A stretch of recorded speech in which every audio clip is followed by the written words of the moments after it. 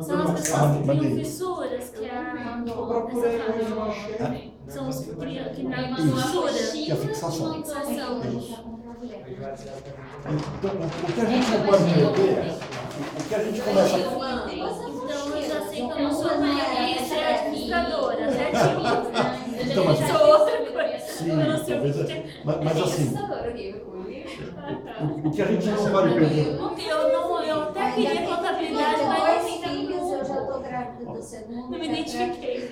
Pronto. Amiga, não veio então. A grande questão é que o primeiro sempre é o estágio, não tem jeito.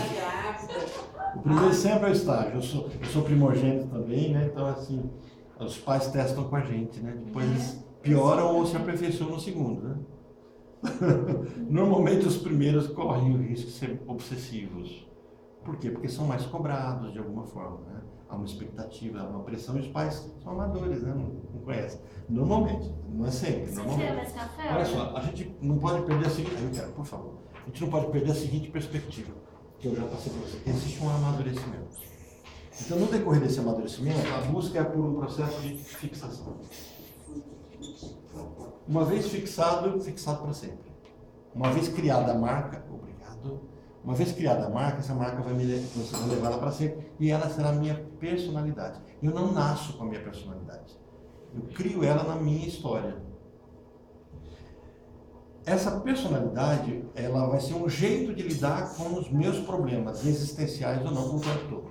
No texto, A Sexualidade Infantil, de Freud, ele começa a falar disso aqui, as fases de desenvolvimento da organização sexual. Quando a gente fala disso, em senso comum, parece que Freud está falando sobre educação sexual. Ele não está falando disso.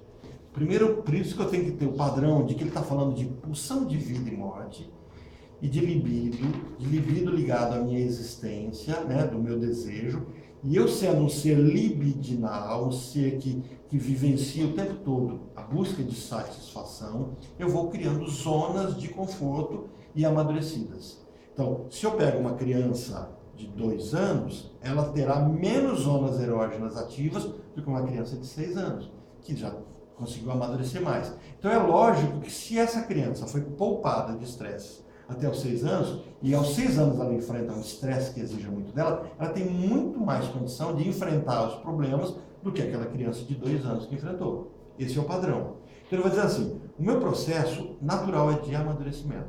O que eu criaria uma pessoa normal? Vamos fazer de conta que existe a palavra normal. Que a gente brinca com a palavra normose, né? Dizem que os normais são chatos. O que é uma pessoa normal? Uma pessoa que dá conta de passar por todas as fases de organização da sexualidade e ela não cria nenhuma fixação em nenhuma dessas fases. Então, quando ela enfrentar problemas quando adulta, ela tem todos os recursos para enfrentar. Então, ela vai ter uma personalidade madura, que a gente vai chamar talvez de uma personalidade genital. Então, é aquela pessoa que não é controladora demais, é uma pessoa que não fala em excesso, não é carente em excesso, ou não é obsessiva, compulsiva, ou não tem tanta necessidade de mandar, de ter o poder. Então, uma pessoa madura. Então, essa pessoa é uma pessoa que deu conta de passar por toda a primeira infância e só após o término dessa primeira infância é que ela teve uma fixação. Ou não, talvez nunca tenha tido. Então, aí ela agregou todas as ferramentas. Então, Freud começa a dizer, como é que isso é construído? Quando ele fala isso no Congresso de Medicina, para os médicos daquela época, e vocês veem isso no Freud Além da Alma, quando ele chega e diz assim que a criança é um ser sexuado, eu falo, como? Você está maculando uma criança? Você está dizendo que esses anjinhos pensam em fazer sexo? Eu falei, sim, só que faltou talvez naquele momento a percepção de que eles não estavam preparados para ouvir nesse formato. Lacan vai trazer uns tons diferentes, vai dizer, não é o caso ali, não é o pênis, é o falo, né? Vai trazer uma roupagem mais digestiva para isso. Eu estou lendo 100 anos depois, estou assustada. Imagina, Em geral, naquela época, naquele conceito, né? É porque a sexualidade era vista só como algo do adulto.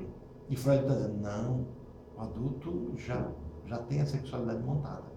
Então a gente vai ver aqui esses 3 pontos, organizações pré-genitais, ambivalência e os 2 tempos da colheita objetal, né? Então vamos lá, até agora destacamos como características da vida sexual infantil o fato, no livro, só para vocês se posicionarem, Nós estamos lá na página 120, tá?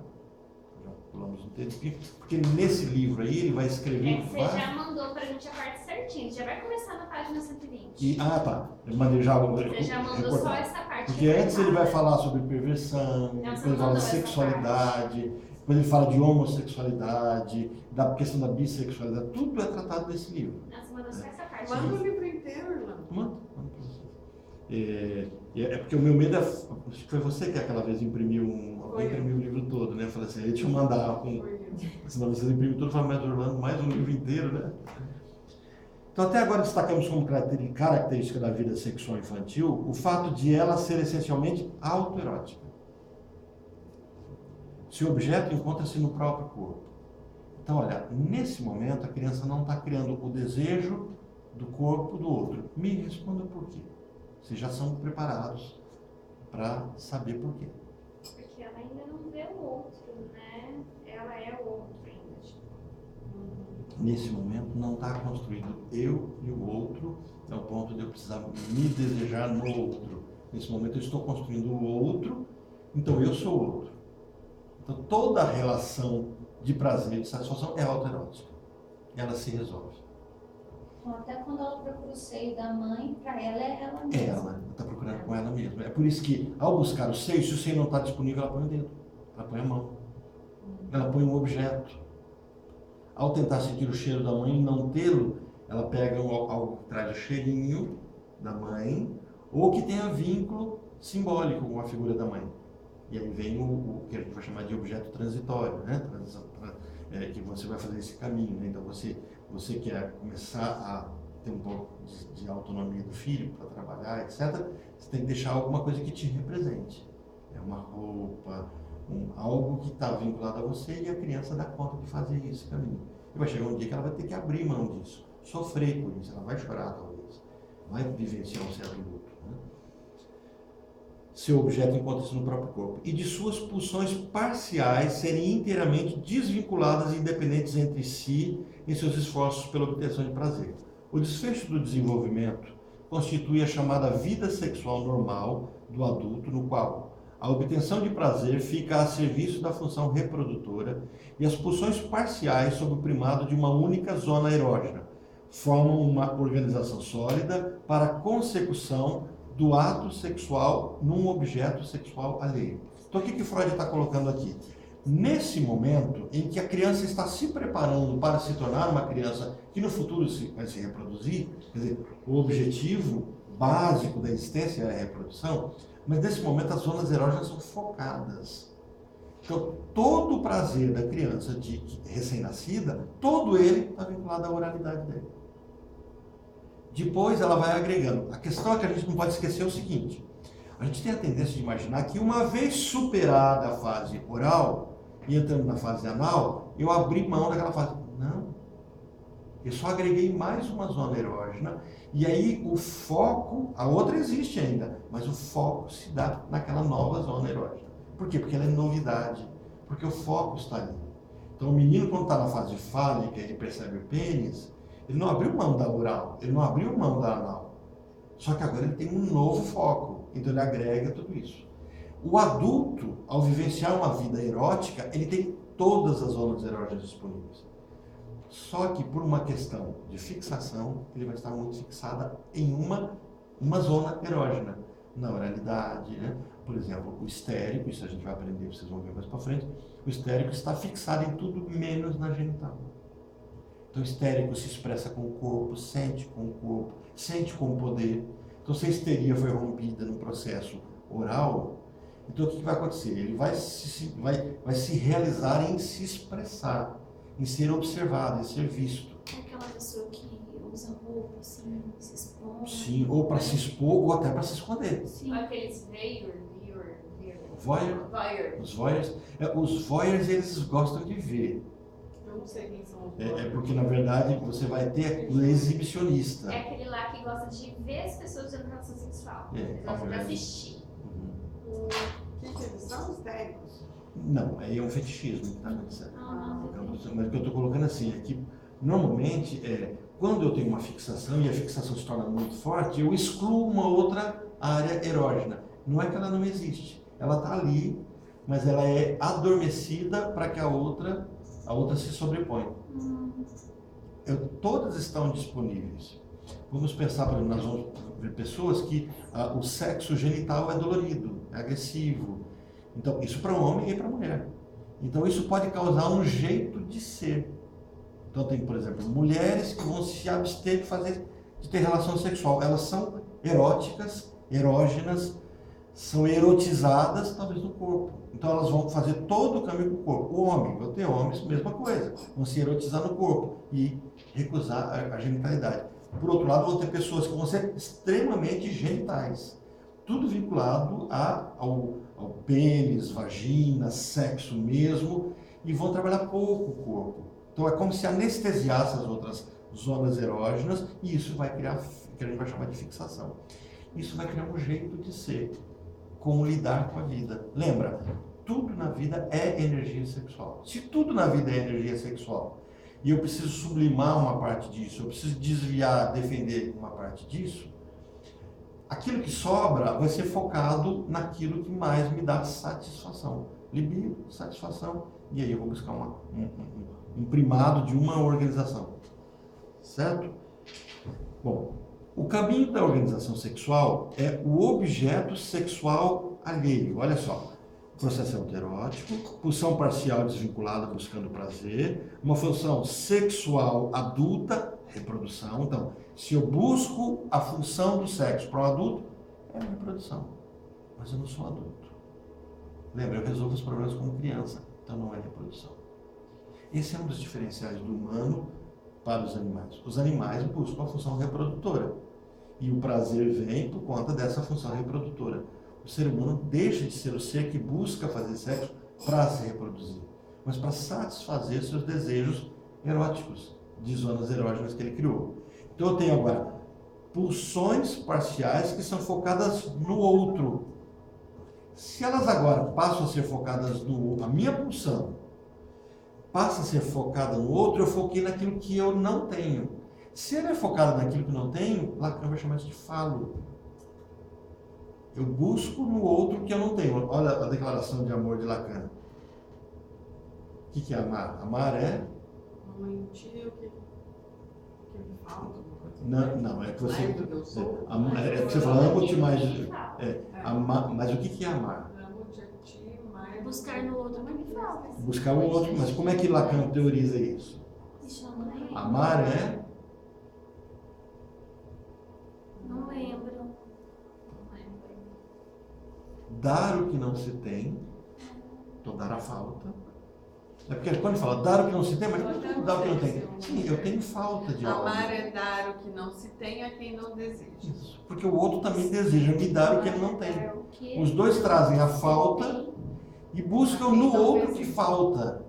É por isso que o ato sexual, a relação sexual, Lacan diz assim, é um ato impossível, ela nunca acontece. Aí eu falo, mas então não tem ela. É porque se ela acontecer, eu completei, acabou, não busco mais nada. Então, o ato sexual, nessa perspectiva, é um ato repetitivo. Por que é repetitivo?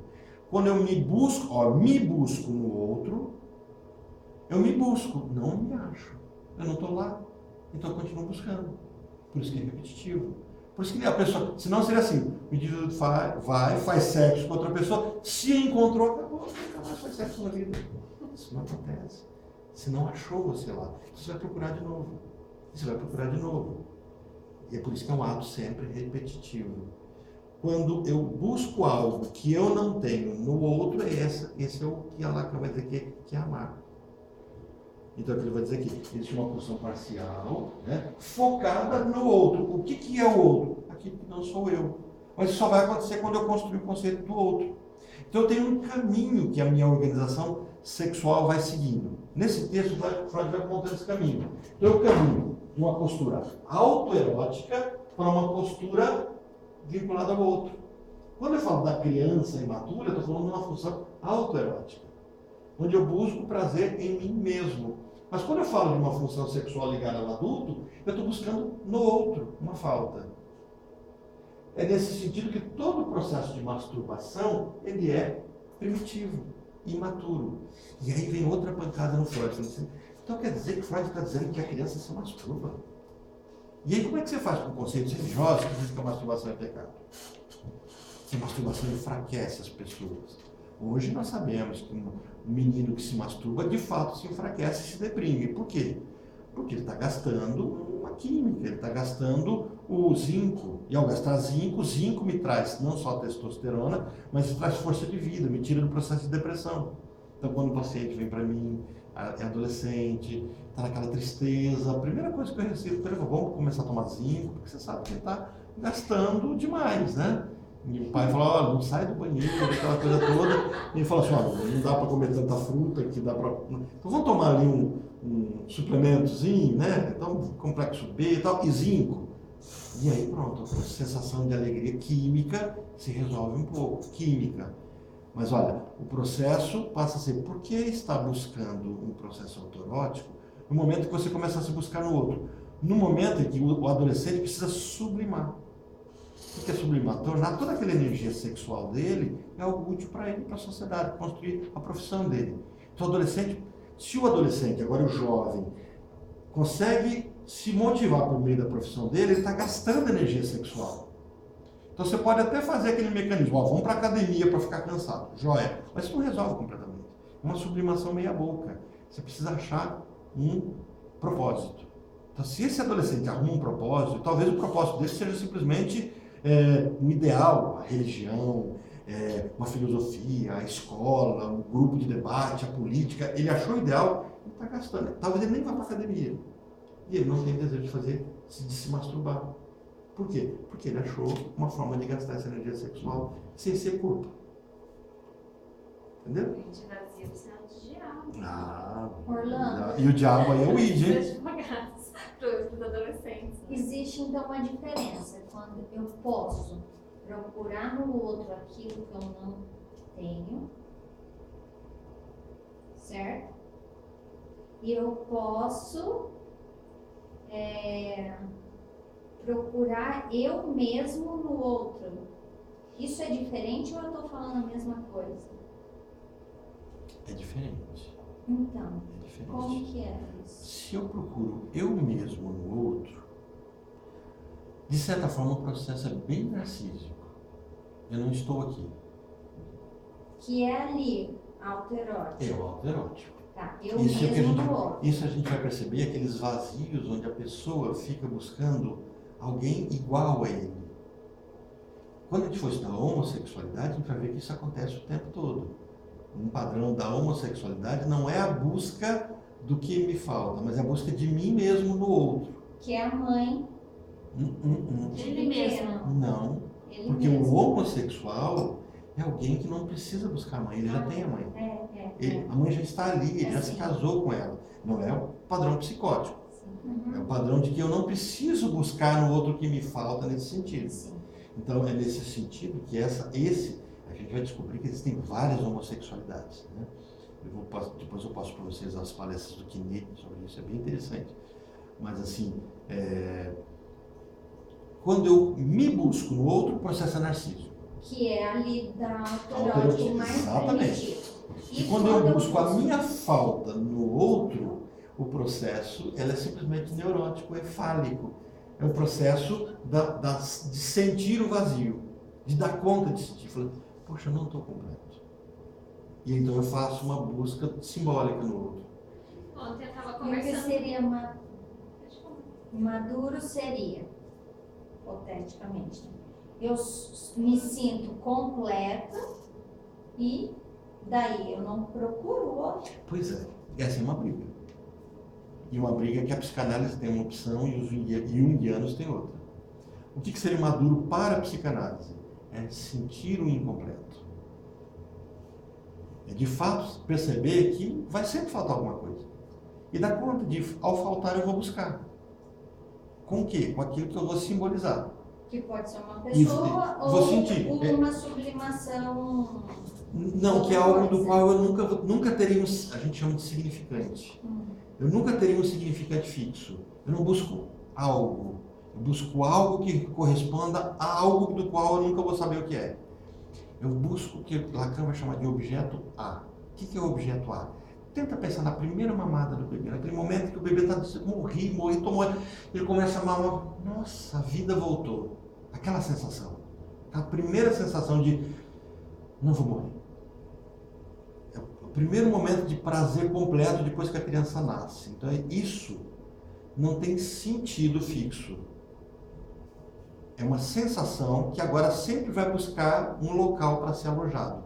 Então, por exemplo, eu encontro uma pessoa, o amor da minha vida, simbolicamente parece que aquela pessoa carrega essa falta. E aí, é aquilo que você falou, eu crio um paredão ali, eu crio um campo de um ideal que eu nunca vou alcançar, porque o dia que eu alcançar, se completou. E na perspectiva da psicanálise, não vai se completar nunca, porque ele não existe. Ele é uma fantasia. Ele é um objeto que não existe, que carrega vários significantes. Então hoje pode ser a esposa, o esposo, depois pode ser a profissão, depois pode ser o filho, depois pode ser ir para o céu, depois pode ser a política, pode ser um monte de coisa. Nossa, Então, o ele céu, vai se ao invés de ir para o inferno, eu vou para a política. Né?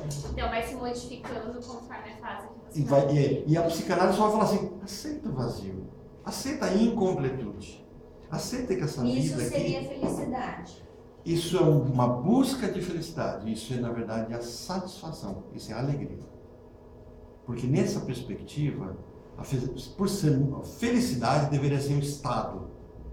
E esse estado é nirvânico. O estado nirvânico é um estado inalcançável na nossa existência incompleta. Essa é a perspectiva da psicanálise. Freud. Lacan, Jung, que não é psicanálise, isso precisa ficar muito forte para vocês, vocês vão encontrar uma confusão muito grande, porque os dois se juntam, os dois têm pensamentos parecidos, mas tem um momento que os dois discordam, e os dois fundam duas escolas ótimas, fortes, mas uma se chama psicanálise e outra chama-se psicologia analítica. Como os dois trabalham conceitos do inconsciente, os dois interpretam sonhos, os dois interpretam o sofrimento humano, os dois são eficientes nisso, aí as pessoas, e os dois tiveram uma história juntas, os dois misturam as duas coisas. Os dois são misturados pelas pessoas. Para Jung, o ideal é a completude. É por isso que Jung não vai falar de sujeito. O que é sujeito? Psicanálise. Sujeito é aquele ser que dá conta de lidar com desejo. O que é desejo? Falta. Eu só desejo o que me falta. Se não me falta, não desejo. Então, se eu sou um sujeito, aquele que lida com o desejo próprio, então eu lido com a minha falta. O Jung não lida com o sujeito, ele lida com o indivíduo. Lembra? A psicanálise trata do inconsciente, e o inconsciente me relata, me delata, me entrega algo do qual eu não dou conta de saber o que é. Para Jung, eu tenho uma sombra, aquilo que eu não assumo dentro de mim. Eu preciso entender e assumir o que eu desejo e me tornar uno com isso. Me aceitar como um todo. E eu serei completo. Nessa perspectiva junguiana, não há uma busca pela falta. Existe uma busca pela indivisibilidade, individuação. Para a psicanálise, a individuação é algo impossível e inalcançável. Só quando eu morrer, se eu voltar para a barriga da mãe. E essa barriga da mãe, esse útero é o que Freud vai dizer. Então essa é a memória de céu que eu tenho. Jung vai dizer diferente. Jung vai dizer assim, o que eu tenho que fazer é me aceitar como um todo, um completo. E como é que eu faço isso? Como é que eu me estabilizo? Eu estabilizo por meio de arquétipos. Então eu busco um ideal arquetípico, me vinculo a isso, e o arquétipo cria um self, e esse self me dá sentido ao meu sistema. A gente vai estudar Eu me Jung. identifico com isso. E aí pronto. E me dou Aí eu sou indivíduo. Eu não me divido mais. O que é indivíduo? Eu aceito as minhas monstruosidades, eu aceito os meus desejos de maldade. Ele morreu em paz, né? Morreu tranquilo. Jung era bem zen nesse sentido, Nem né? adoeceu. Teve as depressões dele, foi resolver as depressões, né? Viajando, né? Eu assim, tipo, vou gastar minha fortuna viajando no mundo todo. Estou em depressão. 6 aninhos de depressão, eu para a Índia, para a África, passei pelo Brasil. Dá pra falar que ele seguiu meio que essas correntes de monge, parecidas com meditação? Sim, porque foi aí que ele teve contato com tudo isso. Né? Contato com tudo isso.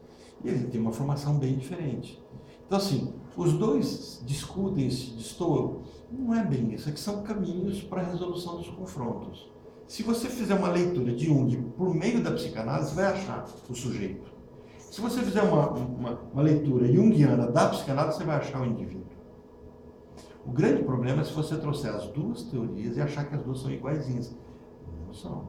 Então, quando você lê Jung, você tem que entender onde é que essa teoria te leva. Quando você lê Freud, você tem que entender onde é que você... Uma busca o sujeito, o outro busca o indivíduo. Agora, as técnicas, as ferramentas, elas servem para os dois, né? Elas não têm tanto problema nisso. Mas o que eu tenho que entender, quando eu faço esse caminho, ó, autoerótico, pulsão parcial desvinculada, então cada momento eu tenho uma pulsão, função reprodutora, então eu tenho que reproduzir, e agora então eu tenho desejos vinculados àquilo que eu não tenho na busca do outro, então eu tenho uma construção. A construção caminha de mim para o meu objeto de desejo. Aqui eu tenho conceito de amor. Aqui eu não tenho ainda conceito de amor.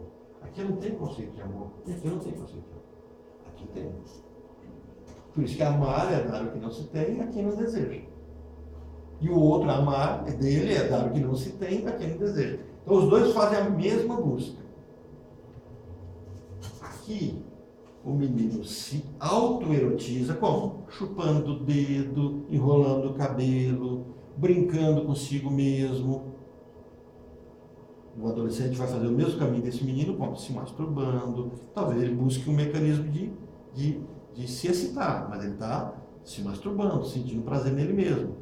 Quando ele faz o caminho de desejo, olha só, olha a diferença. Uma coisa é o menino se masturba, se toca e se masturba.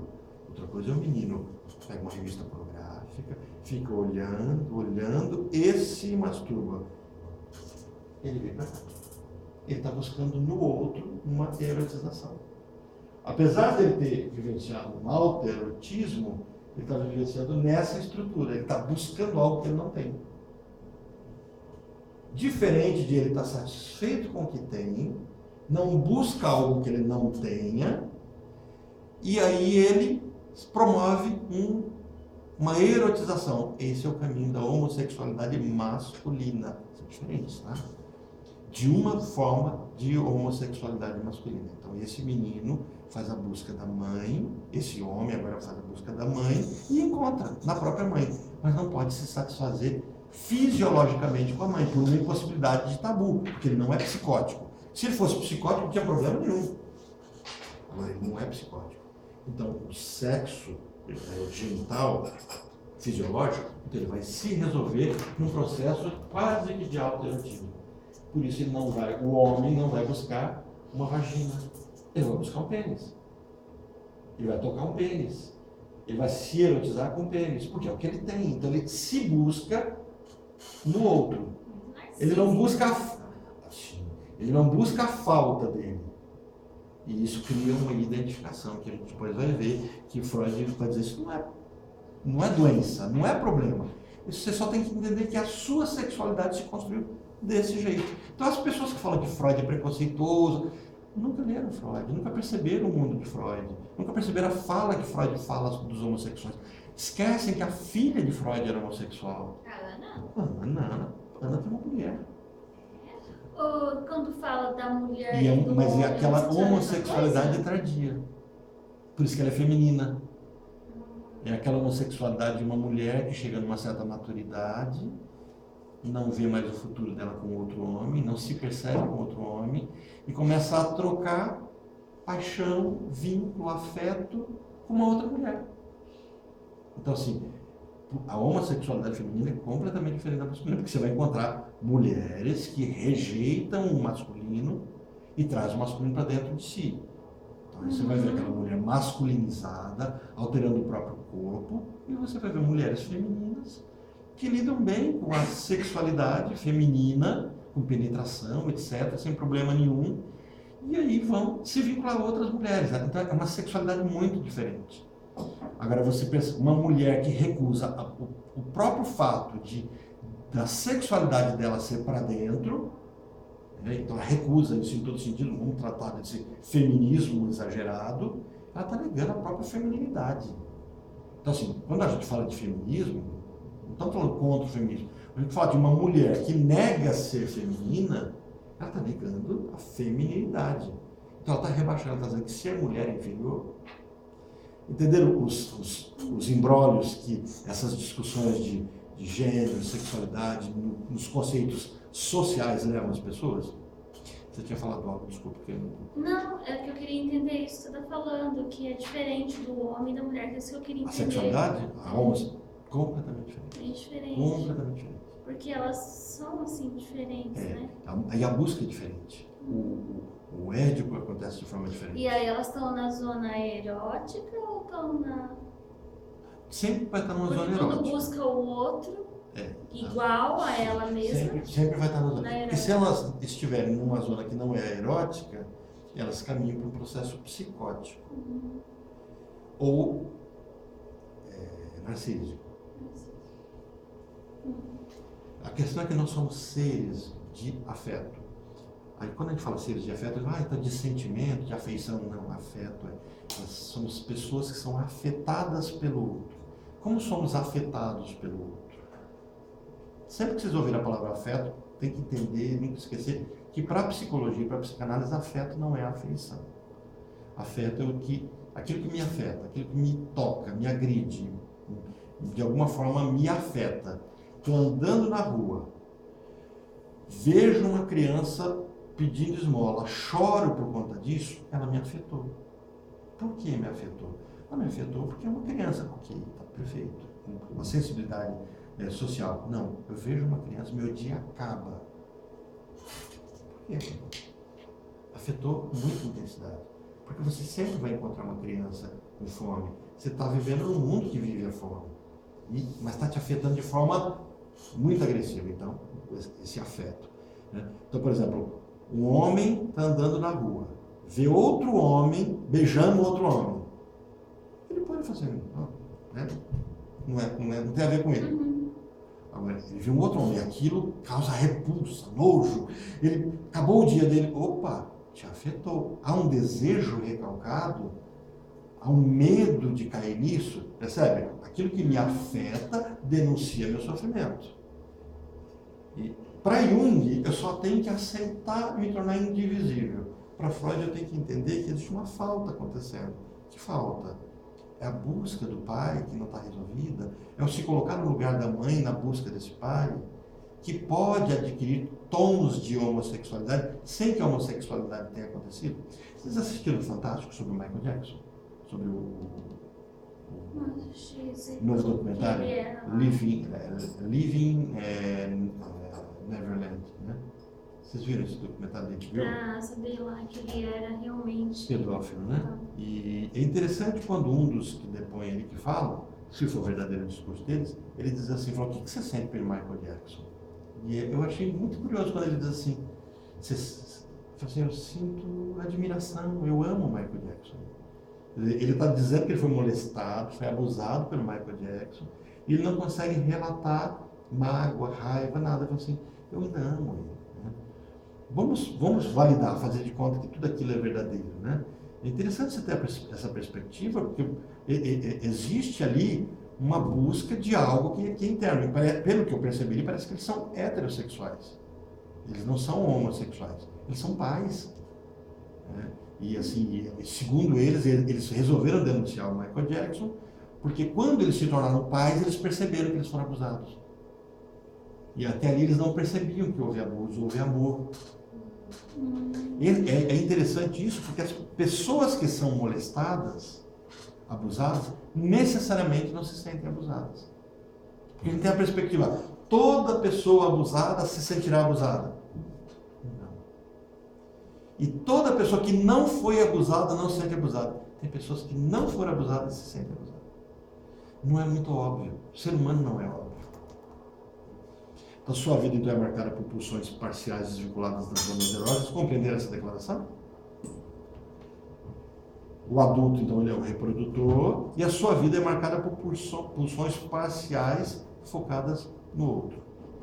Bom, organização genital. Olha, o estudo das inibições e perturbações desse processo de desenvolvimento, com a ajuda da psicanálise, permite-nos identificar os rudimentos das etapas preliminares de tal organização das pulsões parciais, que ao mesmo tempo resulta numa espécie de regime sexual. Essas fases da organização sexual são normalmente atravessadas sem dificuldade, revelando-se apenas por alguns indícios. Somente nos casos patológicos é que são ativadas e se tornam passíveis de reconhecimento pela observação grosseira. Então, que ele vai dizer assim, todo mundo passa pela psicossexualidade. Mas por que a gente não repara isso em todo mundo? Porque só quando isso é fixado, quando isso é marcado. Todo menino pega no pipi dele com 3 anos de idade. Mas só aquele menino que não solta o pipi para nada, que machuca o pipi, é que você percebe, opa, esse menino... Então, são os exageros que eles denunciam um nível de sofrimento. Então, a psicanálise não trabalha com o conceito de normalidade, ela trabalha com o conceito patológico. Porque é o patológico que me denuncia.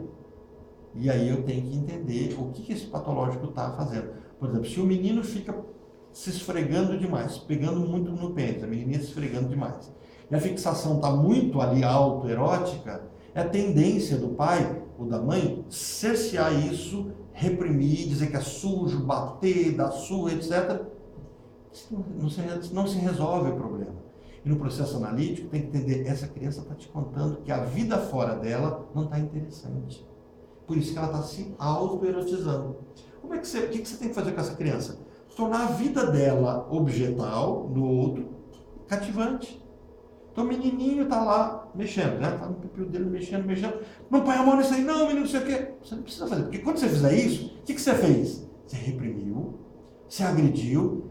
Inconscientemente, qual o caminho que ele descobriu para ele não sentir o desconforto externo? O autoerotismo. Aí reforça isso.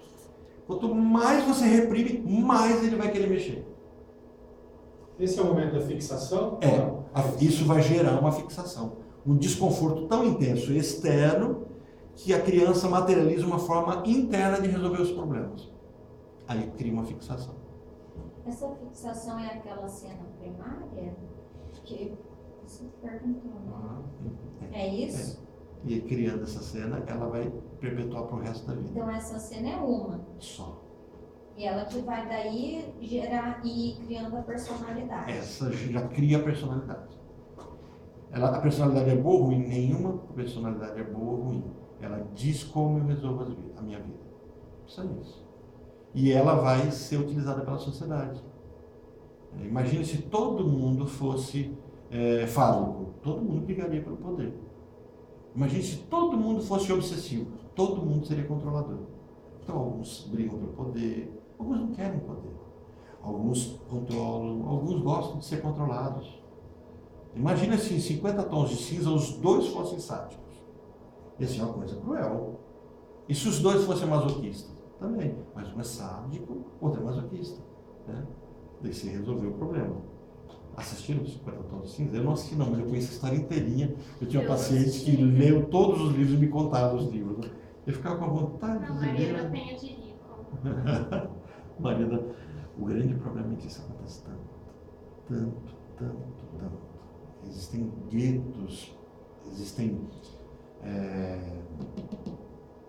grupos enormes que trabalham com isso, muito grandes. Mas você trabalha no tratamento ou Não, trabalho no fetiche. No fetiche.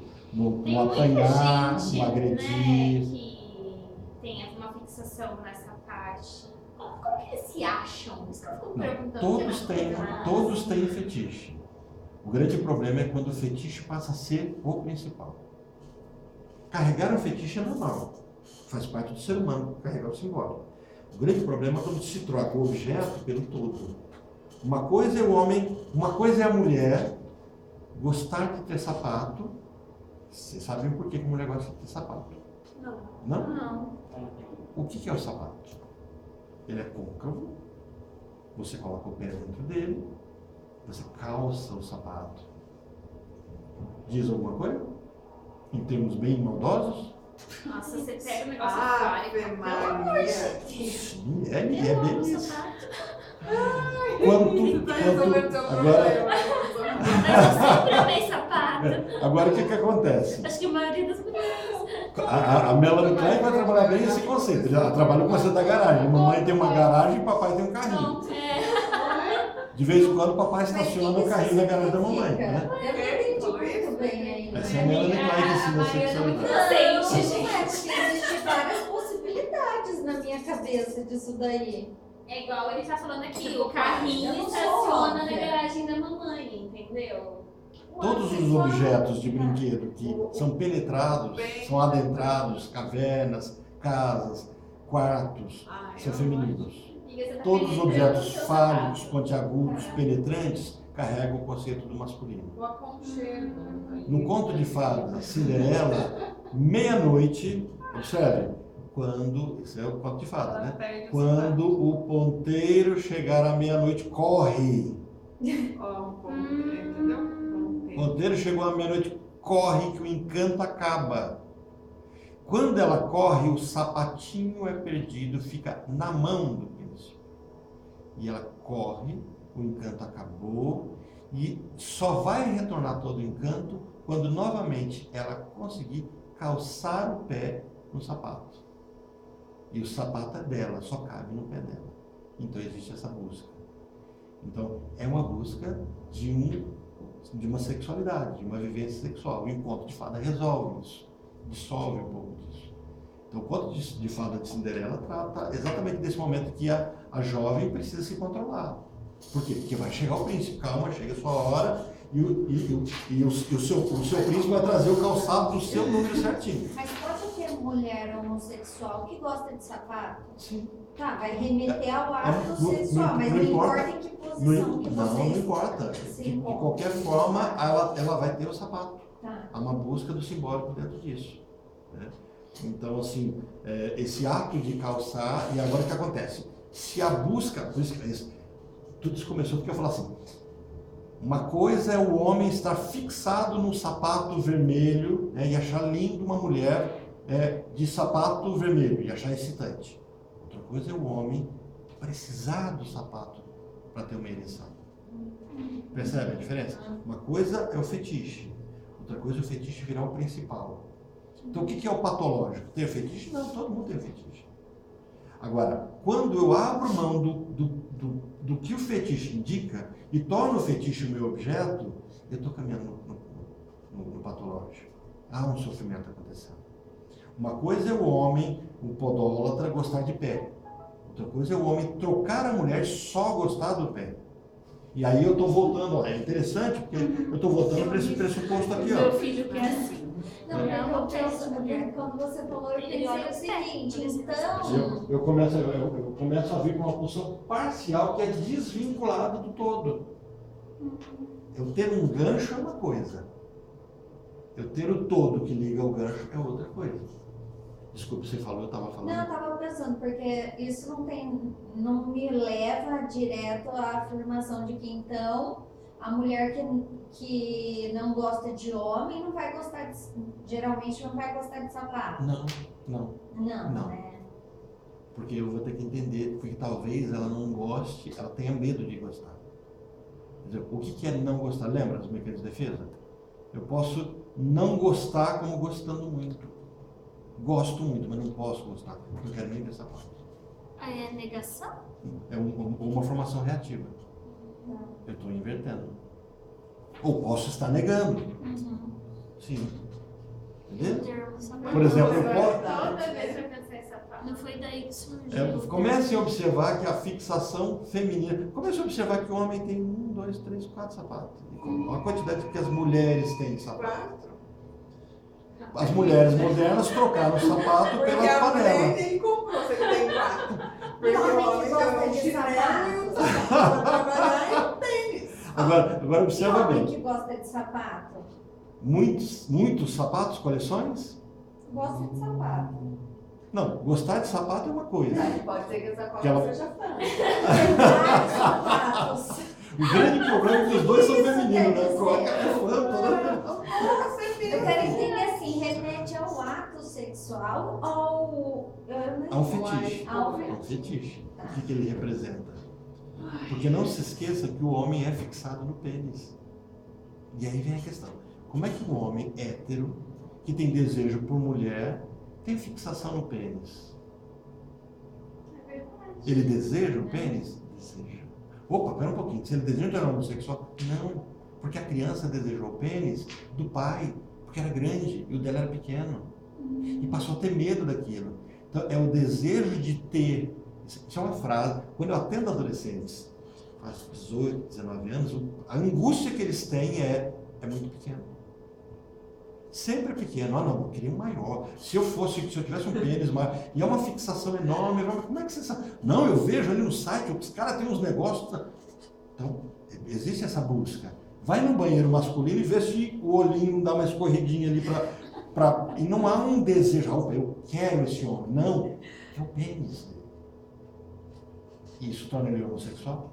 Nesse sentido, não. Não esqueçamos que esse homem teve uma fase homossexual. Até esse eu brinquei com a turma. Uma pessoa fala assim, eu nunca tive essa fase homossexual. Eu falei, então ainda vai ter. Então é melhor você já ter tido do que você não ter tido. Eu já tive essa minha fase e agora... Eu ficou bravo, hein? Então já passei dessa fase. Ele ficou bravo. Os homens eles se sentem agredidos, né? De falar uma coisa dessa. Tipo, você foi homossexual quando... É porque é como se isso agredisse a sexualidade masculina dele, né? Então é nesse sentido que há uma repressão. O que é reprimido revela um desejo. Eu só reprimo o desejo. Eu não reprimo o que eu não desejo. Agora, isso não significa que aquele homem que tem esse desejo do pênis queira o pênis do outro. É por isso que eu afirmo que o homossexual, ao buscar o outro, o pênis do outro, ele faz a busca de si mesmo. Então não há uma busca de um homem. Eu estava com um paciente, o paciente ainda na fase de definir a sexualidade dele, e ele começa a falar da paixão que ele tinha por uma pessoa, e começa a dizer todos os atributos que essa pessoa tinha.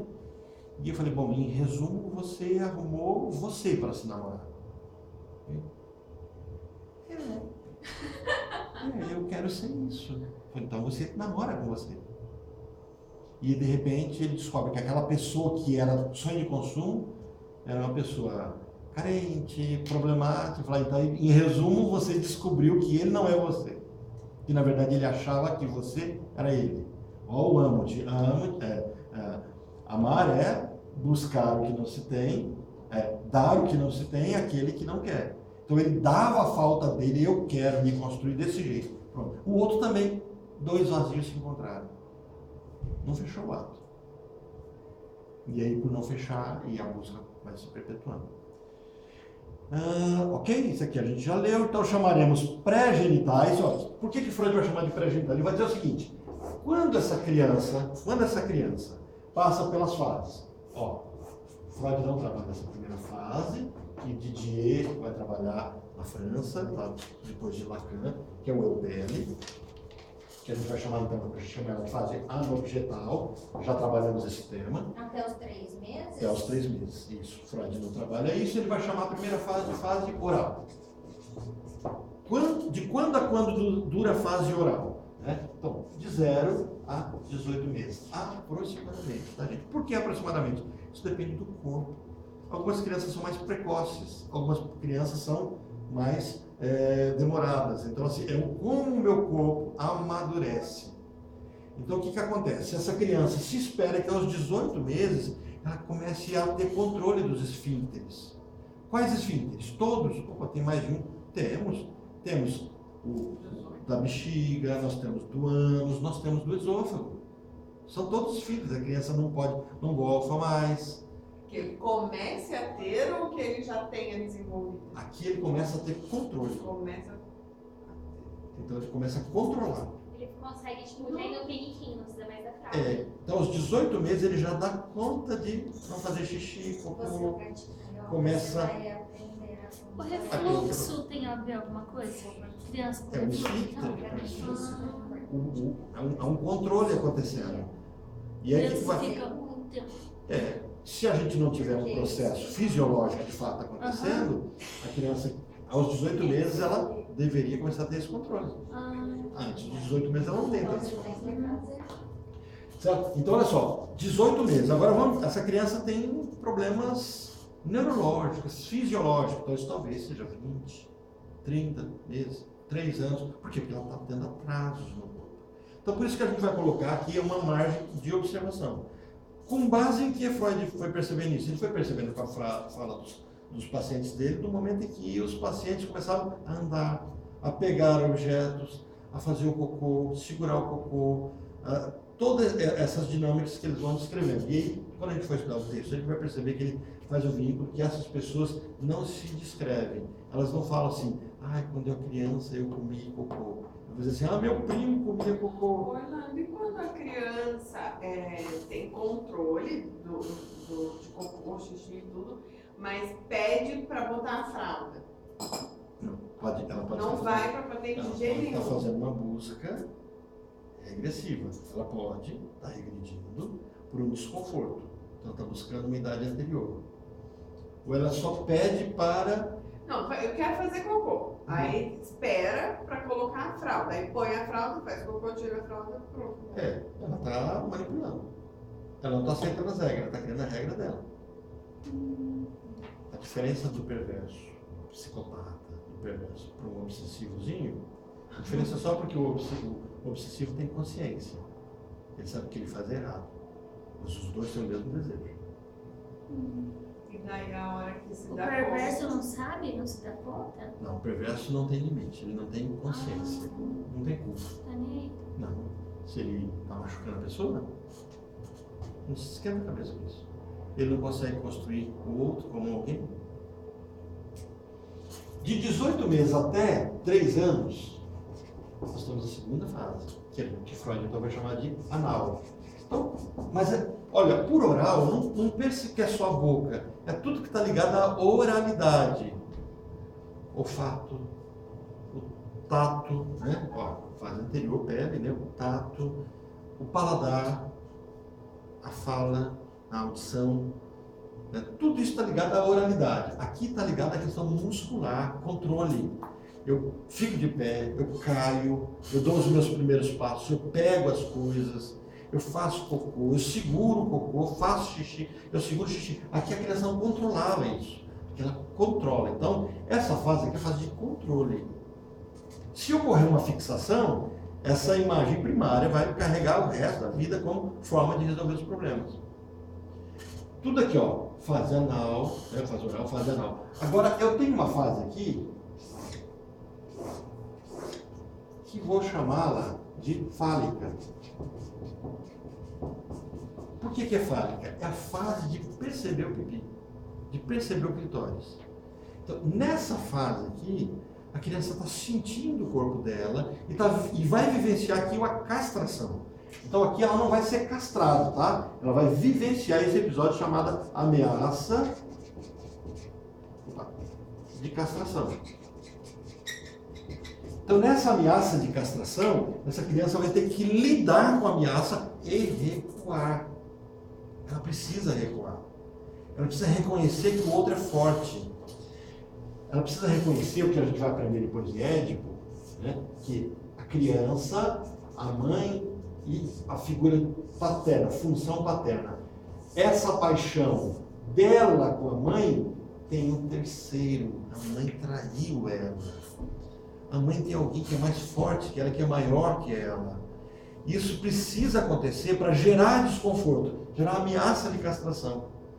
Então, por isso que é fálica. Eu estou numa concorrência.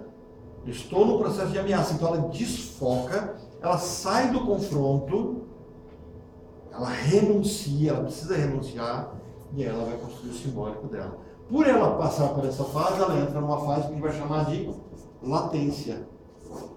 A latência é como se fosse uma dormência, mas onde se soma o oral, o anal e o fálico, vivenciando isso aqui que a gente vai chamar de fase da homossexualidade. Nessa fase, o menino, aqui nós começamos, essa aqui, fase aqui é de 3 a 5 anos aproximadamente, e aqui nós temos de 5, 6 anos até 11, 12 anos. Então, esse período de latência é o período em que a sexualidade, o erótico está no corpo todo e não apenas no genital. Como está no corpo todo, a pulsão é dividida. Então esse menino não está mais preso ao pênis ou à vagina. Ele não está mais preso ao ânus. Não está mais preso, ele está preso a tudo. Então a fase que Freud vai dizer que a criança tem estia um tempo para amadurecer intelectualmente. É a idade escolar. Então, essa fase, ela precede aquilo que vai ser fase que é chamada de genital. A fase genital é a última fase, ela implica que você já teve todas as defesas, todas as formas de lidar com a vida, agora que você está maduro. Então, olha, isso eu expliquei para vocês entenderem essa parte aqui, olha só o que ele vai dizer. Chamaremos pré-genitais, antes da fase genital, as organizações da vida sexual em que as zonas genitais ainda não assumiram seu papel preponderante. Então, essa zona genital não é foco. Tudo isso aqui é foco. Tá? E aqui, lembra, não é o genital, é o poder. Ainda não assumiram seu papel preponderante. Até aqui tomamos conhecimento de duas delas, que dão a impressão de constituir recaídas em estados anteriores da vida animal. Ele vai dizer assim, que então existe uma fase que ele vai dizer assim, reconhecemos antes dessa fase, aí tratando isso tudo como uma fase genital, porque aqui nós temos o pênis como foco, tá? Então ele vai dizer assim, reconhecemos duas, anal e oral. E ele vai dizer assim, o que é a fase oral? Até os 18 meses. A página 120 diz, a primeira das organizações sexuais pré-genitais é oral ou canibalesca. Ele vai dizer, existe na criança a fantasia de comer a mãe. Isso eu não preciso dizer para vocês que entrou para o dia a dia, para o usual, de dizer o que significa um comer o outro.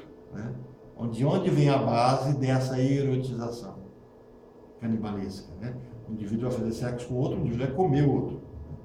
A base vai ser nessa base. Então a primeira dessas organizações sexuais pré-genitais é a oral.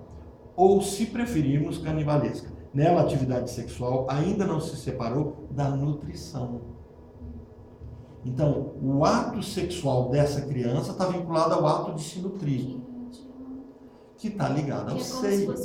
Exatamente. E que está ligado, isso vai dar, lembra, as zonas erógenas não são eliminadas. Agora, o adulto tem a mesma noção da busca do se nutrir ao fazer sexo. O sexo adulto, que busca num objeto, um desejo, ele vai ter o quê? Nutrição. Então o seio tem uma participação. O sugar tem uma participação. O sexo oral tem uma participação.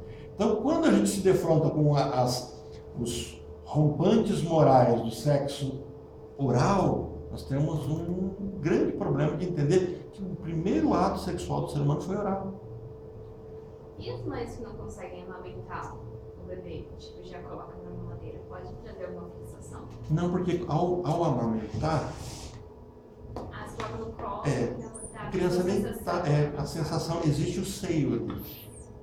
Então existe essa, a gente não precisa do mito, isso é Lacan que fala, não precisamos do mito inteiro, precisamos de um pedacinho dele.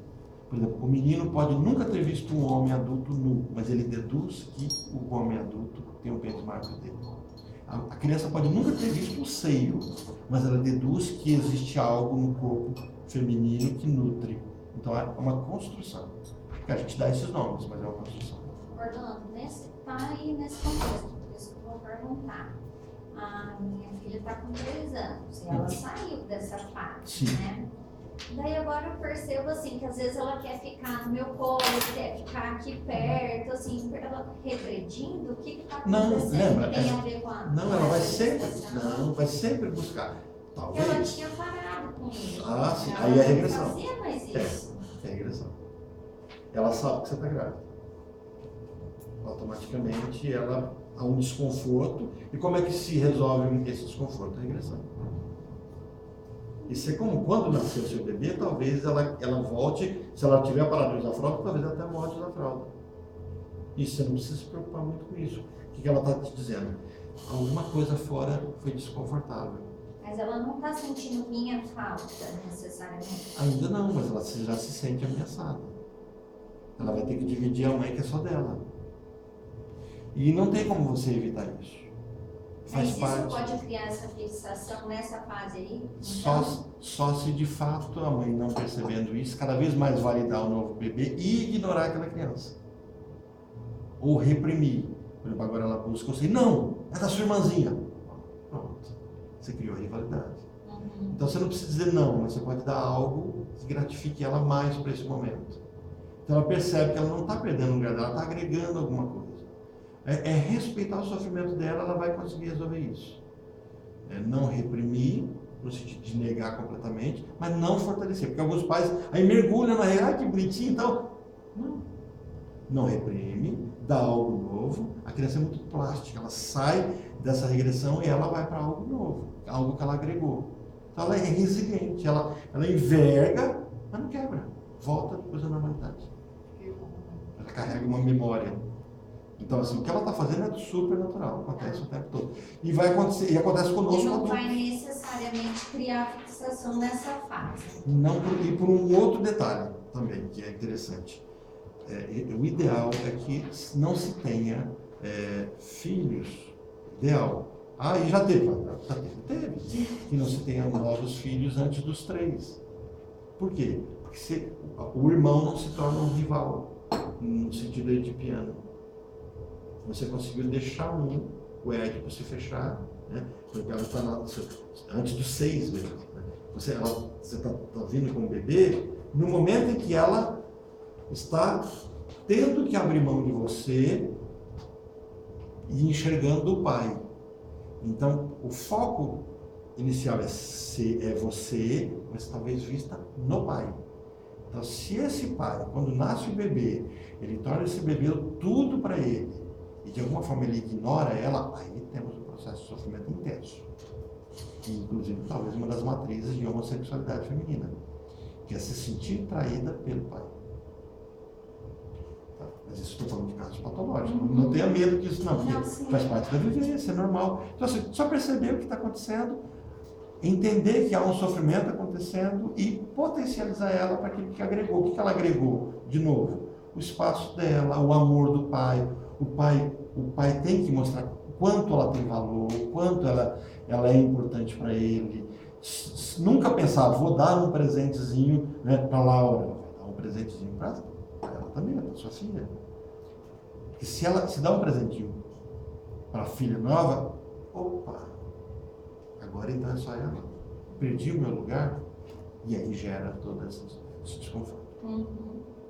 Ô, Hernando, só para entender, essa idade aqui fálica que o menino descobre, antes quando ele se torna homossexual, é o que mesmo que acontece? Que ele não consegue...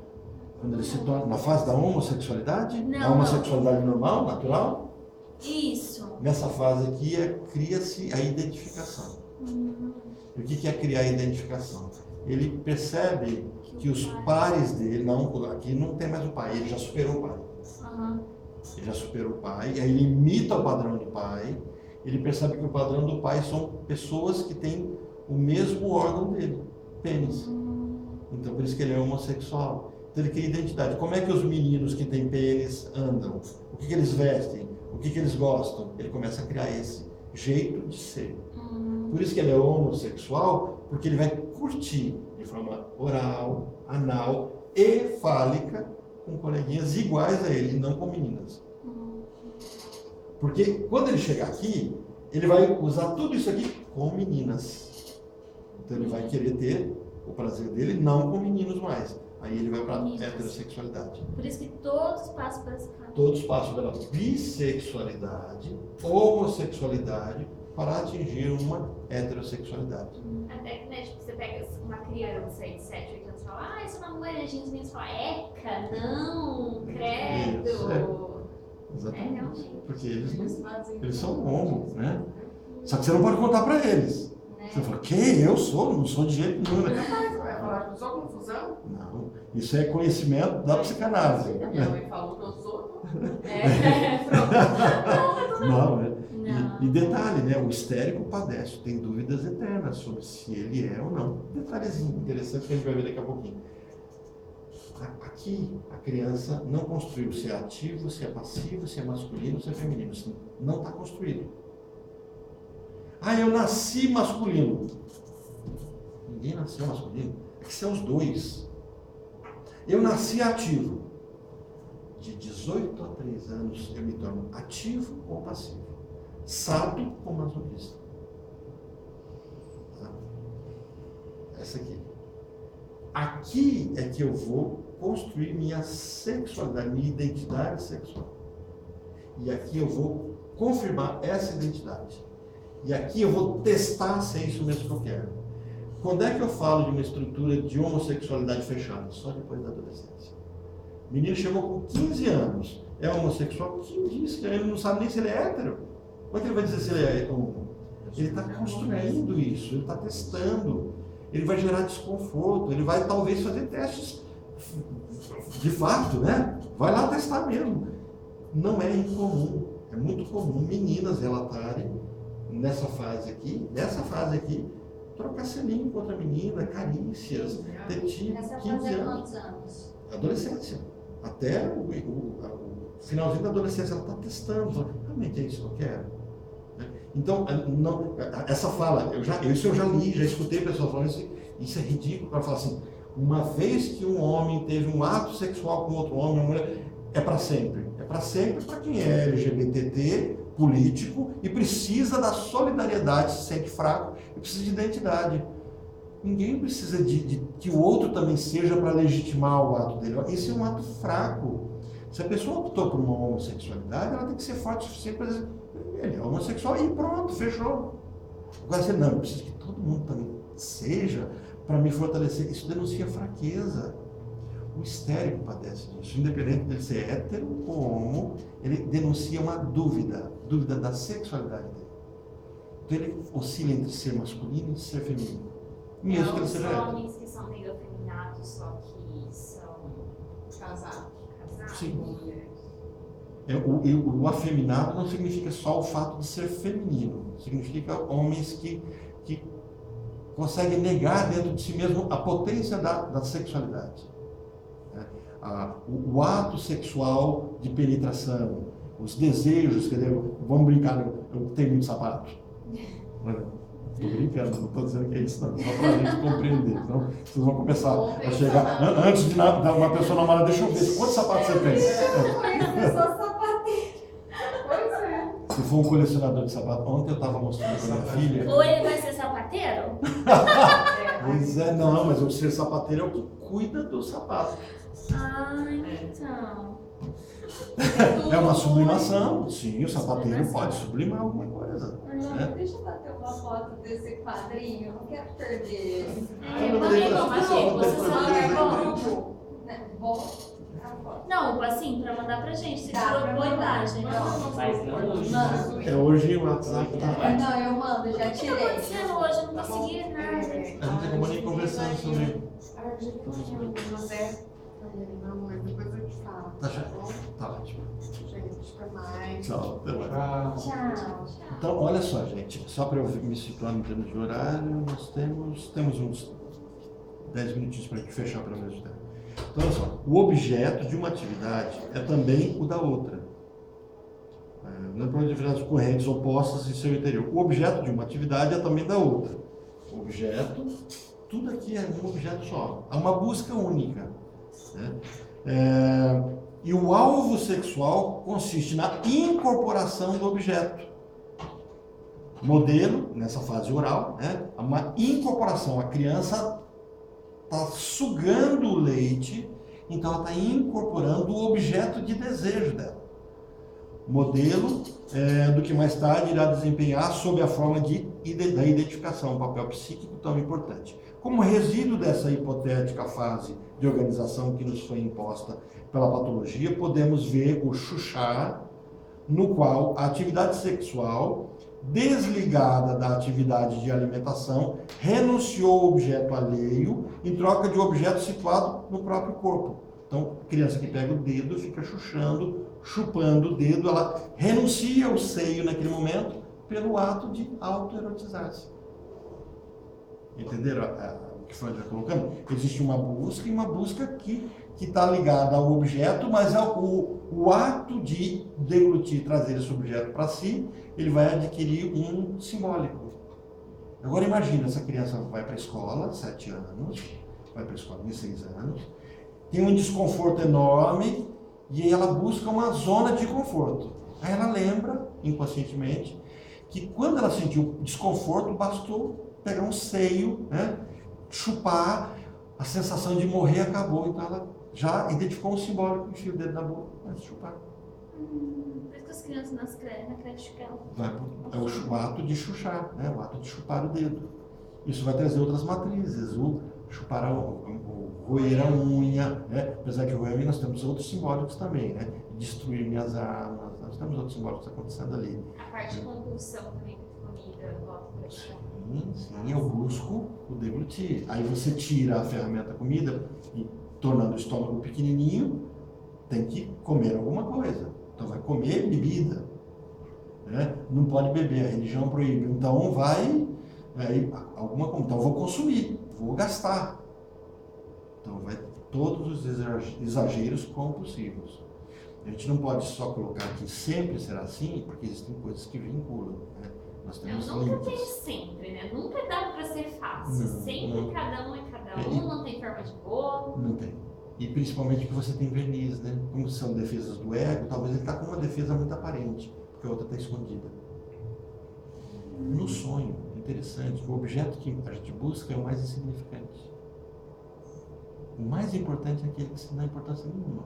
Ah, eu sonhei, mas tinha um cara lá, não sei nem, acho que é uma pessoa que eu vi na infância, nem lembro, não tenho contato com ele. Opa, o mais insignificante está carregando não é porque é aquela pessoa, é porque o simbólico dela. Essa pessoa você conheceu onde? Em tal lugar, talvez seria a referência àquele lugar que está vindo com o indicador do mais insignificante. Então, muitas vezes, a ênfase, o que de fato é problemático, está sendo escondido por outras defesas. É por isso que você vai tentar tirar as defesas cada vez mais. Né? E não lembrar do sonho também é uma defesa? Ou não? Sim, não lembrar do sonho é uma defesa, e uma defesa muito bem resolvida. Esquecer do sonho é outro tipo de defesa, porque muitas vezes a pessoa acorda, lembra e esquece. Não, tipo assim, que não lembro de ter sonhado. A defesa, porque Quando na eu sonho, verdade, eu lembro. porque na verdade o superego deu conta de segurar tudo. É, Mas são raras. porque quando eu sonho, eu lembro. Eu acordo assim já. É um bom sinal, então? Não, não. Significa que o superego está muito forte. E se ele está forte, ele consegue recalcar. E é uma forma de recalque. Então, Tá escondido não de si lembrar mesmo. é recalque. Está acontecendo todo o processo. O ideal é que eu dê conta de lembrar dos meus sonhos, porque significa que os meus sonhos não são proibidos para mim. Esse é o ideal. Então, quanto mais eu potencializo lembrar do sonho, Mas e crio igual, a mecanismos. Érica, ela lembra do sonho dela inteiro, ela sonha todas as noites, ela lembra do sonho inteiro detalhadamente. Isso também não é bom. É bom. É A bom? única coisa é que quando a pessoa ela lembra e não consegue fazer porque o sonho pode estar totalmente defendido, codificado ao ponto da pessoa entender. É assim, a gente vai estudar isso.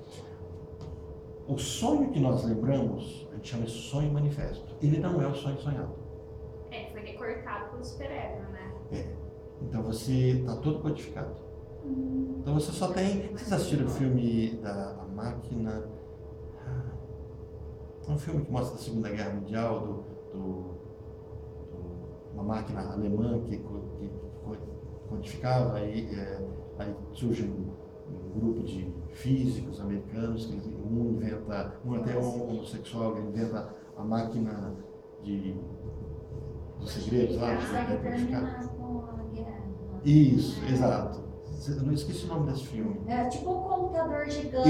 Isso, foi a matriz, ele né? consegue descobrir lá um É. número, chegar no número que. A máquina de repetição, bom, na verdade, o processo da análise do sonho é uma decodificação. Então, assim, o sonho sonhado, ele não tem história, ele não tem formato, ele é disforme. Por quê? Porque ele foi sonhado na estrutura inconsciente. O inconsciente tem uma língua diferente. Para Jung, não. Para Jung, eu só preciso entender a língua do inconsciente. Para Freud, o inconsciente tem uma língua incompreensível e nunca será compreendida porque ele é inconsciente, foi recalcada.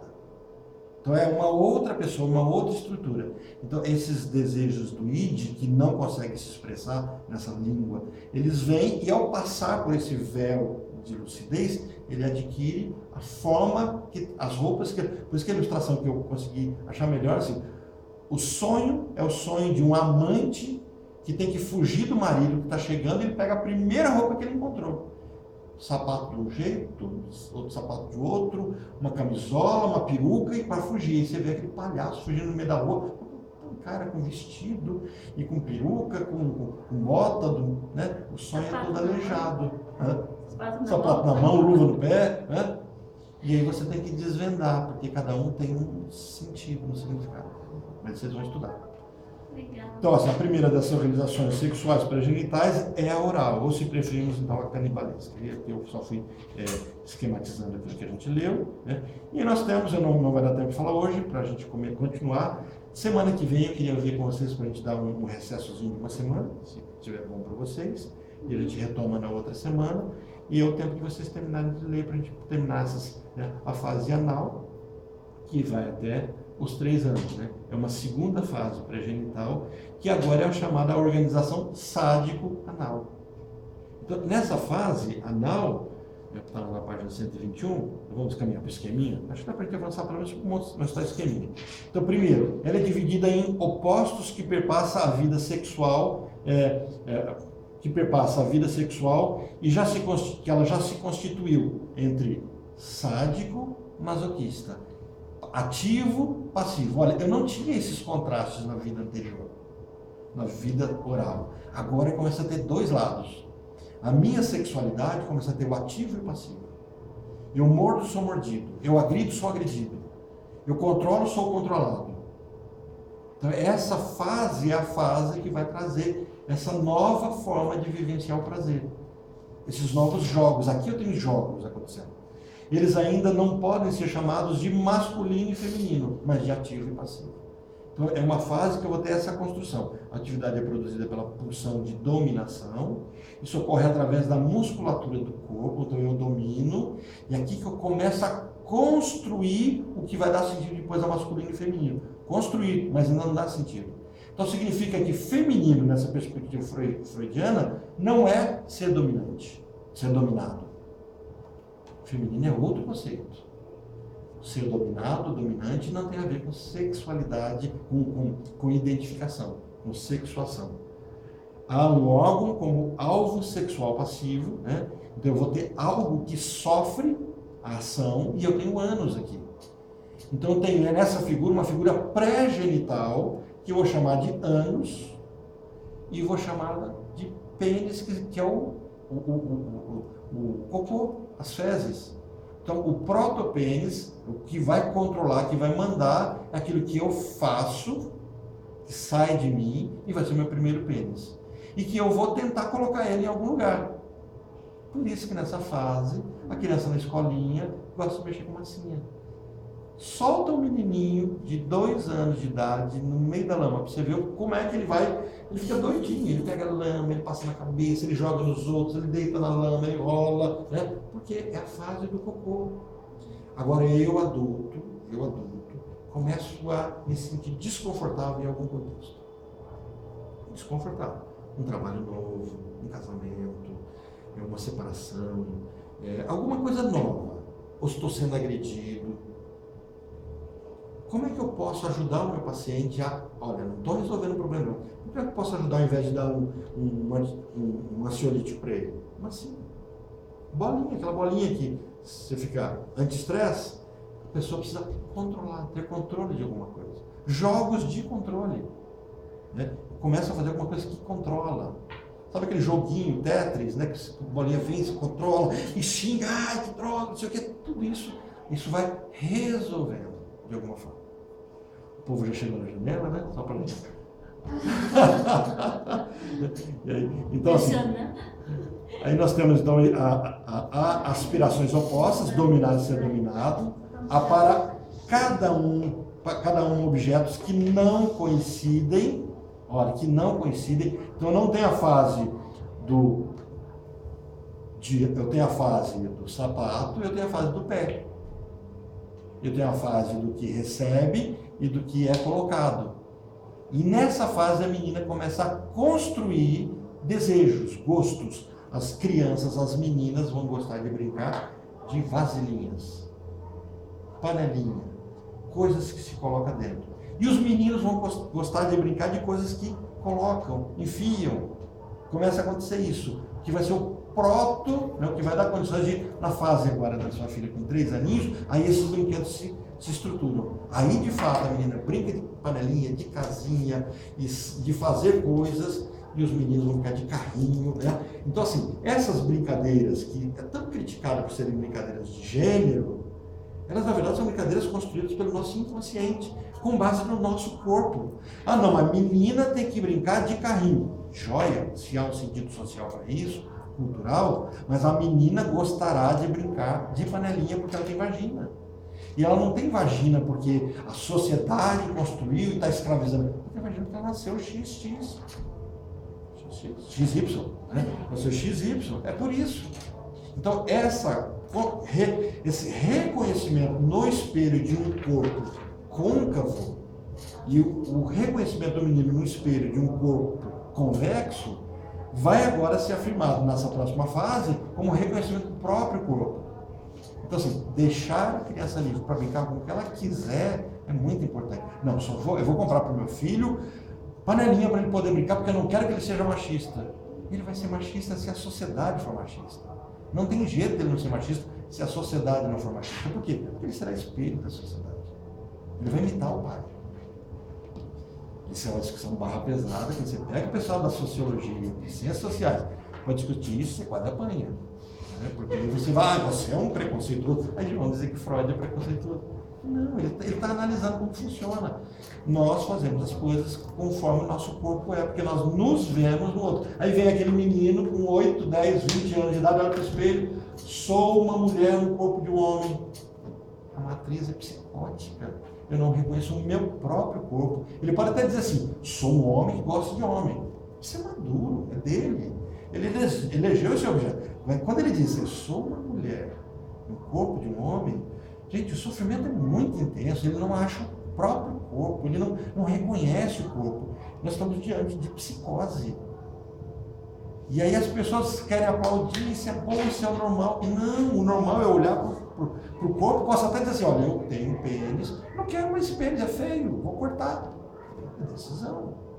Isso não invalida ele, né? Mas isso, no caso, seria bom só depois de passar a adolescência também, porque ele pode experimentar, pode mudar e tal, até acabar. Então, por isso que a ideologia de gênero dá um grande problema. E se você permite que esse menino assuma um nome social aqui, e ele não definiu ainda, você potencializa ele definir antes de fato ele definir. Você olhar pra ele e falar, então você é gay, você é homossexual, você gosta de menino e não sei das quantas, daí já... Ele vai ter que passar por isso, chegar à maturidade. O grande problema é que nós estamos trazendo para essa idade uma sexualidade que deveria estar mergulhada ainda na história da Branca de Neve e 7 Anões. Ela tem que estar no caixãozinho, com a maçãzinha engasgada ali, e os 7 anões cuidar dela. E a gente não está deixando, a gente faz essa menina que deveria estar engasgada e viver a raiva dela, a palhaçada dela. Sobre os 7 anões, a gente já quer que ela transe, que ela seja sensual, que ela mostre o próprio corpo. E quem potencializou a sociedade? Então você cobra, você quer que... Por exemplo, nós não devemos ensinar crianças a terem namoradinhos, nós devemos ensinar as crianças a terem amiguinhos. Agora você pega um menino de 6 anos, ele tem que ter namorada. Opa, na fase em que ele está se aproximando dos meninos, se reconhecendo outro menino, ele precisa ter namorada, quem vai ser a namorada dele? Um menino. E mãe que Você veste... não, eu quero que ele seja hétero, você levou ele para ser homo. E mãe que veste roupa de mulher, menina. Pois é, isso é uma discussão enorme. Sabe por que é uma discussão enorme? Ela- Na época de Freud, os meninos se vestiam de mulher. Por quê? Era costume. Costume. Por quê? Porque naquela sociedade não eram sexuados. Então você pega fotos de 1900, os homens estão com Mas vestido. hoje ele não pode se tornar homossexual? Pois é, esses homens não se tornavam homossexuais. Elas A são sexualidade não é construída por isso. Tinha uma vizinha que ela tinha vontade de ter menina. Ah, E ela criava a imagem do menino e colocava a roupa no menino. então não era por colocar E a ele ficou roupa, homossexual. é porque ele identificou o desejo da mãe como de ter uma menina, e como ele é o desejo da mãe, virou menina. Uhum. E aí o que ele faz? Ele não vai ser só homossexual, ele vai ser travesti. Exatamente, ele é Entendeu? travesti A hoje, diferença. enfermeiro. Ele vai ser travesti. O fato de ser travesti não significa que ele seja homossexual. E o fato de ser homossexual não implica que ele seja travesti. As coisas não estão casadas. Tem uma série que alguém me recomendou, eu só olhei o flash dela, e assim eu achei interessante para assistir. Então ele pode Chama-se ser Crônicas de... Não é da Califórnia, de São Francisco. Já ouviram essa série? Eu só vi o trailer dela. Quando eu fiz de São Francisco, fala de